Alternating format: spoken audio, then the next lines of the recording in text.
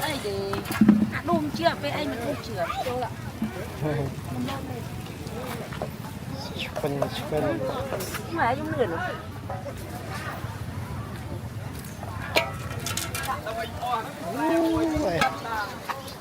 đau lắm nó đau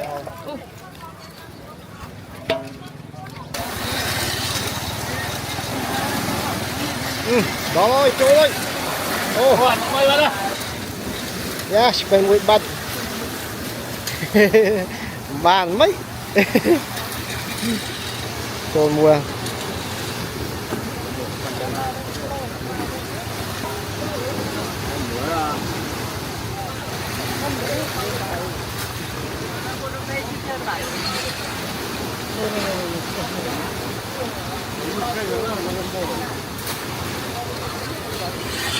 rồi nha này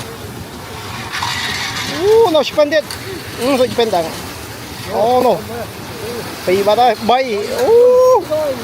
đó là chăm bơi tôi lần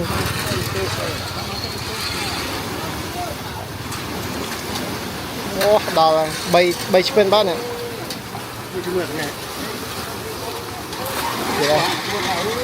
no đó là phân tiết bay ba bay buồn mà spend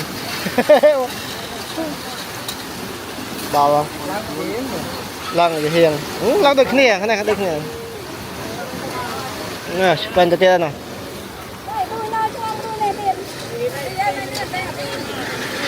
cái đó cho đấy rồi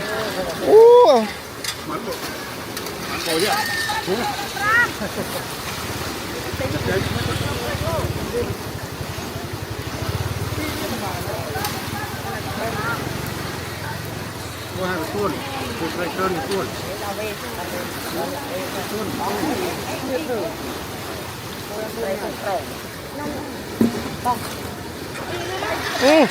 to rồi.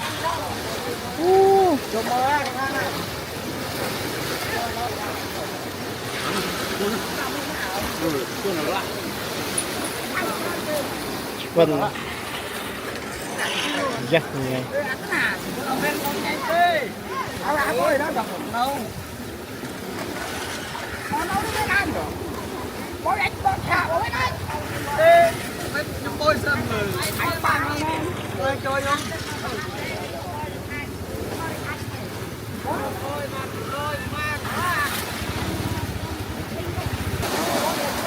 Rồi.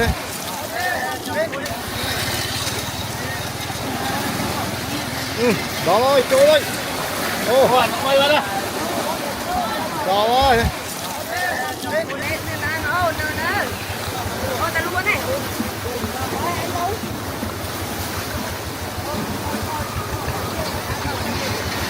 Kia rồi. Nghe.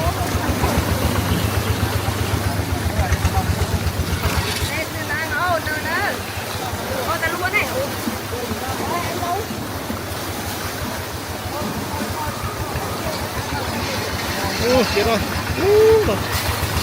Nghe.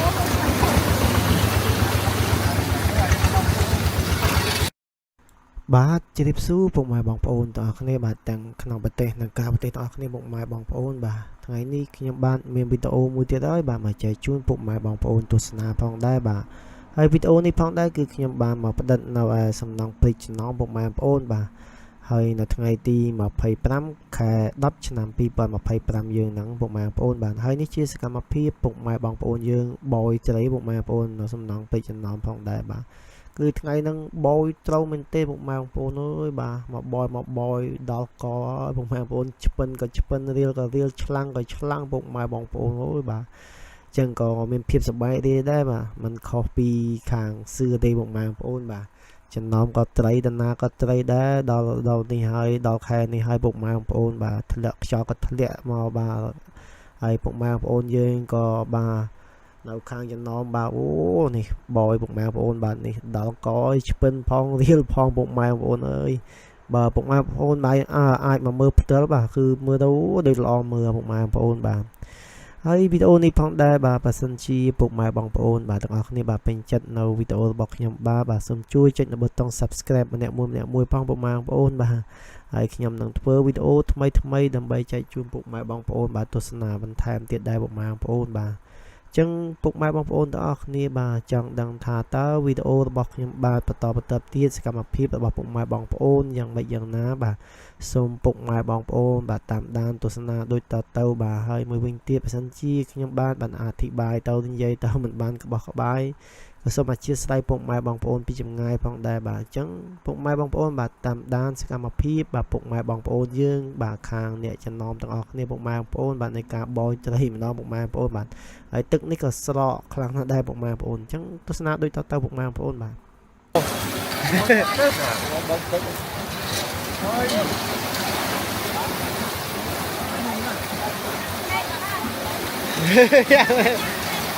trắng à Ôi ơi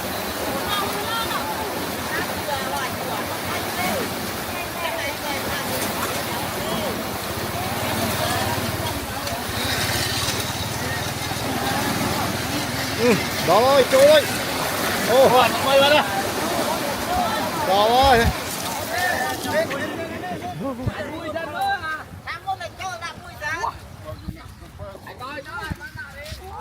Rồi. Apa cái đập bứt mồm xả thì. Đó. Bòi nó. Mà con chẳng phải. Tam cái lụa bật mạnh.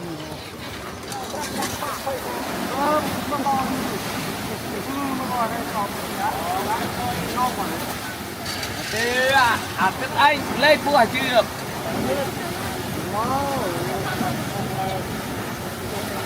Đấy cho bác làm bò rồi. Đủ rồi. Ô mà. Rồi. Làm mùi nổi quen mùi mà.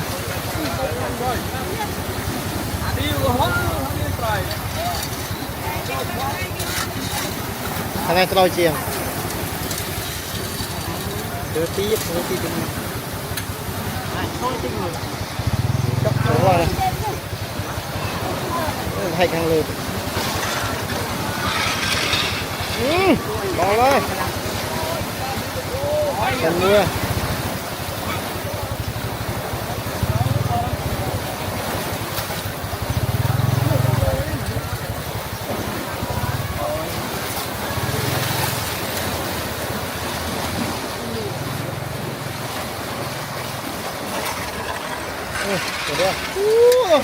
bao lên làm hôn quen ti ba chú quen tiên này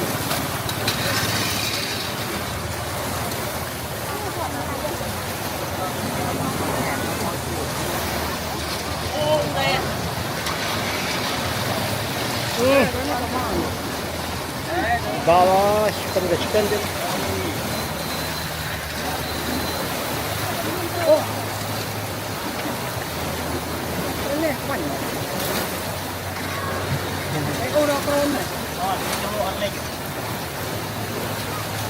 đây bói buôn nghe cần tiên đó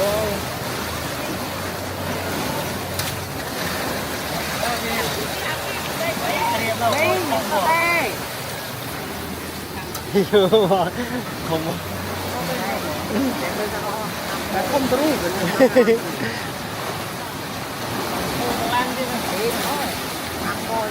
rồi đã lục chỗ đó là bao lắm bao lâu ở trên này đâu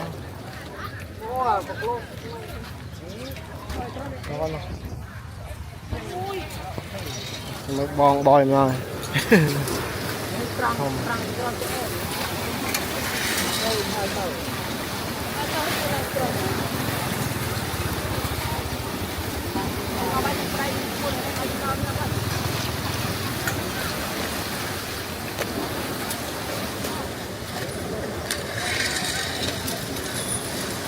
lấp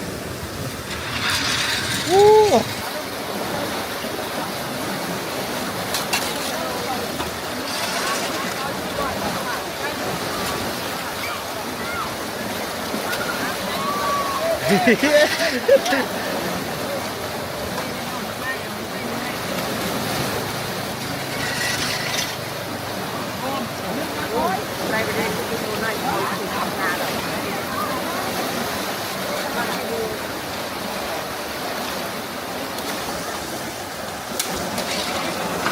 ô nó chênh luôn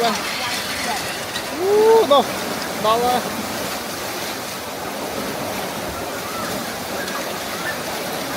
thì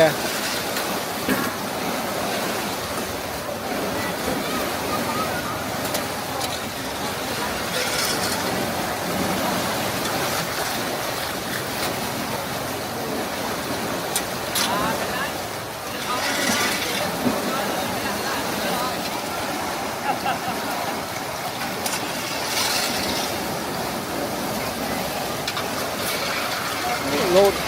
rồi đó là nghe bây nó pi chết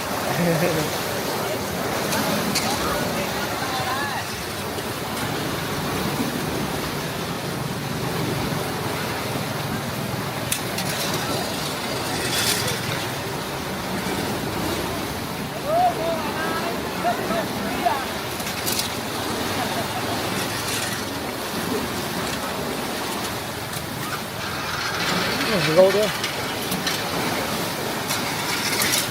vâng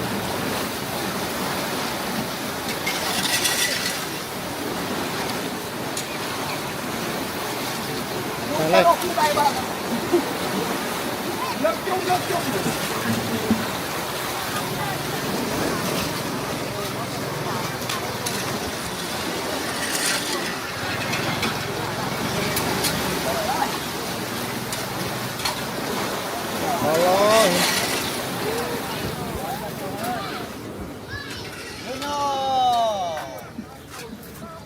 đó nghe anh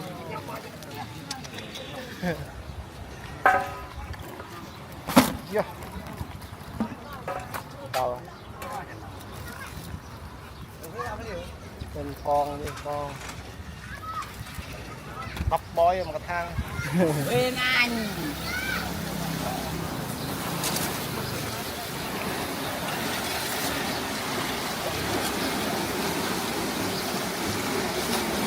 lột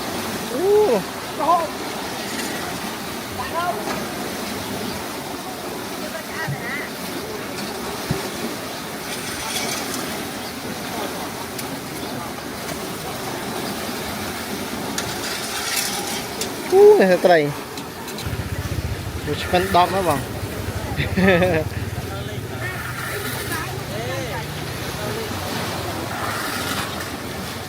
rồi ô đó rồi rồi nghe đóเลยnè mà hôn mà bòi nè được không mà hôn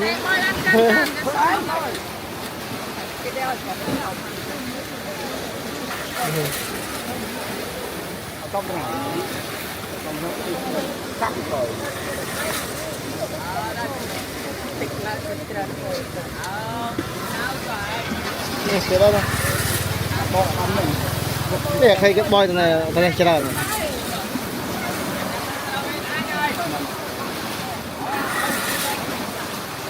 lang tiếp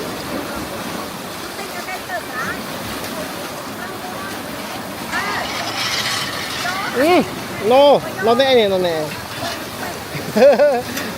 nó nè này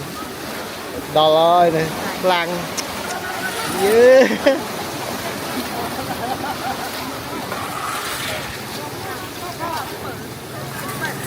Rất là lang đó là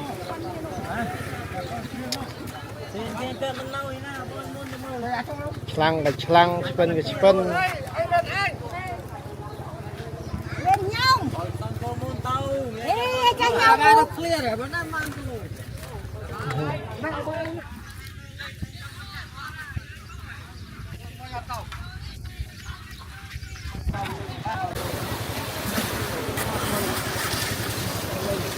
lăng đó rồi lăng tiếp lăng tiếp rồi ô cái lang thế cho các em như rồi lăng Đây là cô chuyện đây là cô. không lang không đói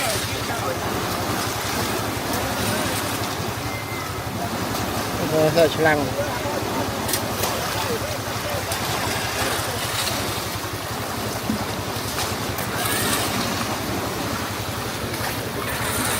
nó thao ra đi Bị nó theo phàm á. Nhấp. Đây bị lên dưới. ô rồi lăng tiếp đó em coi đi lang mùi à chẳng Đấy bay anh. hả Bay á. đạo ba mà Đó. thôi mà mau cái thu mùi mà mau cái thu mùi bay máu bay Cô để nó là khắp. thở Ảm đi tiếp về. ô đó rồi đó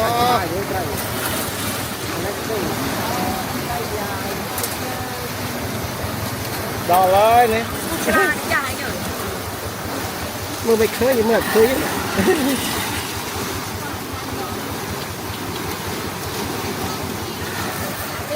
phân cái phân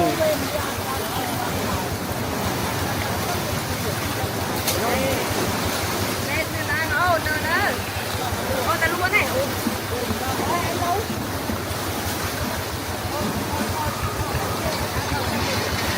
kia rồi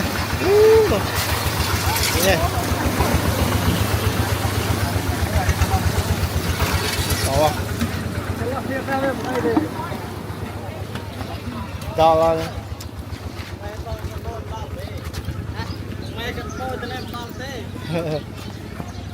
lăng phải lăng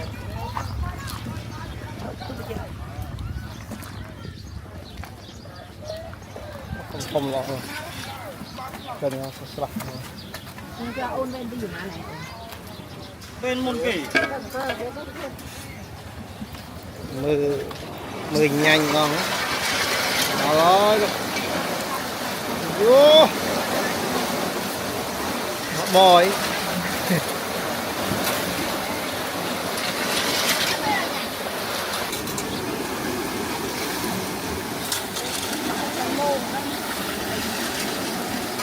mà lộn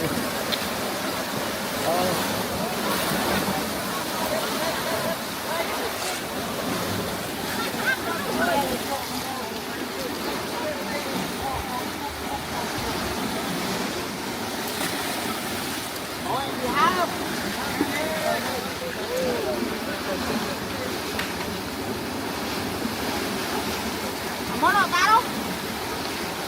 làm món ngon mình cho con không Cho tàu nó to rồi.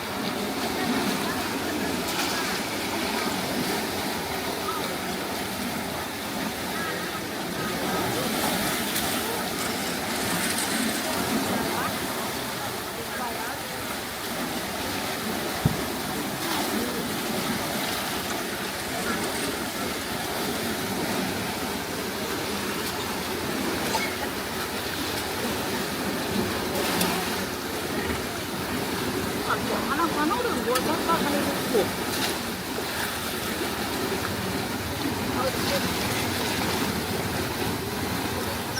lâu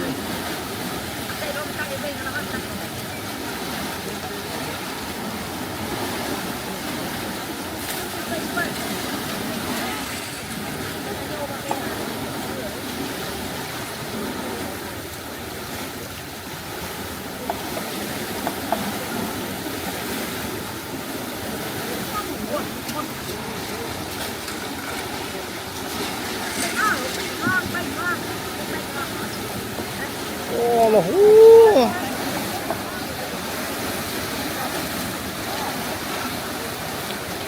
bên bằng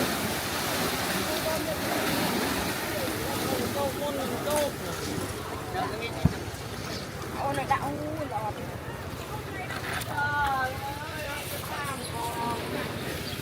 rồi